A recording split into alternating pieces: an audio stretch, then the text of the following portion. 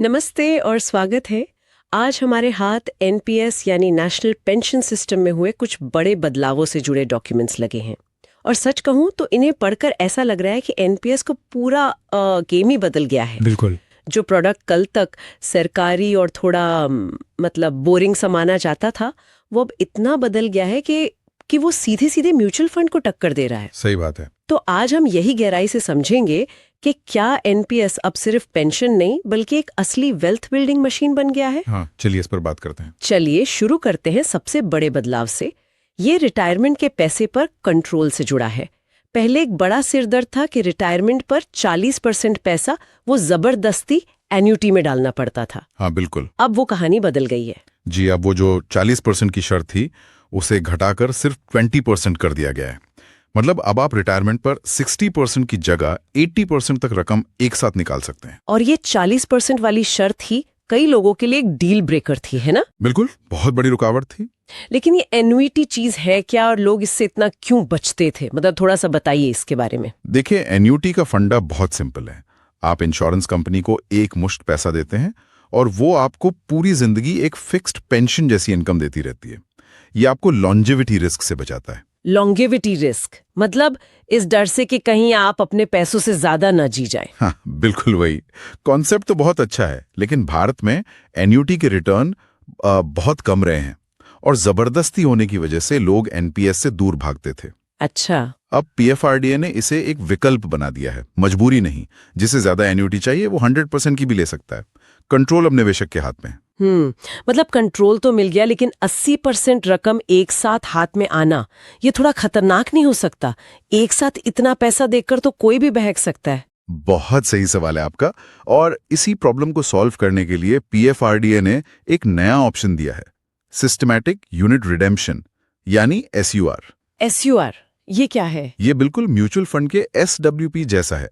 आप अपनी 80% रकम को एनपीएस में ही छोड़ सकते हैं और हर महीने अपनी जरूरत के हिसाब से एक फिक्स्ड अमाउंट निकालते रहें। ओह अच्छा, तो मतलब बाकी पैसा मार्केट में बढ़ता रहेगा और रेगुलर इनकम भी मिलेगी। बिल्कुल। ये तो कमाल का फीचर है।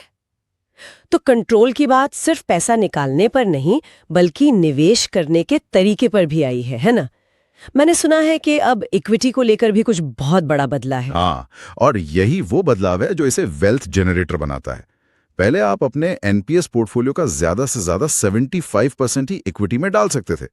अब ये लिमिट बढ़ाकर 100% कर दी गई है। 100% इक्विटी सुनने में तो बहुत अच्छा लगता है, पर क्या ये रिटायरमेंट जैसे लॉन्ग टर्म गोल के लिए बहुत ज्यादा रिस्की नहीं है? ईपीएफ में कम से कम पैसा सुरक्षित तो रहता है। देखिए, ये एक बहुत जरूरी सवाल है। ये एक विकल्प है, कोई मजबूरी नहीं है। ये उन युवा निवेशकों के लिए है जो थोड़ा ज्यादा रिस्क लेकर एक बड़ा कॉर्पस बनाना चाहते हैं। जो सुरक्षित रहना चाहते हैं उनके लिए अभी भी पुराने कंजर्वेटिव ऑप्शंस मौजूद हैं। सही बात है। खूबसूरती इसी कंट्रोल में है। साथ ही एक और चीज है, अब आप 15 साल बाद भी स्कीम से बाहर निकल सकते हैं। अच्छा। हाँ, तो जो लोग 60 साल तक रुकना नहीं चाहते उनके लिए भी एक रास्ता खुल गया है। ये बात तो माननी पड़ेगी। इतनी सारी सहूलियतों के साथ क्या चार्जेस भी बढ़े? हाँ, फंड मैनेजमेंट चार्ज थोड़ा बड़ा है। लगभग 0.09% से बढ़कर 0.3% तक हो गया है।